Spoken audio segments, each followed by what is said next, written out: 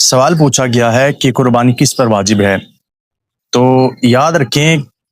قربانی یہ شعائر اسلام میں سے ہے، تو لہٰذا قربانی عاقل،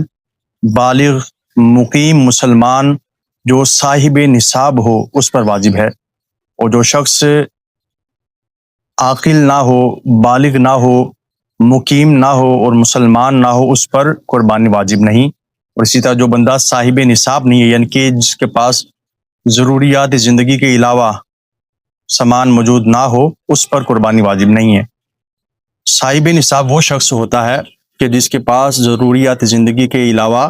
سامان موجود ہو، یعنی کہ اس کے پاس گھر موجود ہو، 3 وقت کا یا 2 وقت کا کھانا کھاتا ہو، اس کے پاس کپڑے موجود ہوں، رہنے سہنے کا تمام سامان موجود ہو، اور اس سے زیادہ کوئی چیز موجود ہو تو اس پر قربانی واجب ہوگی۔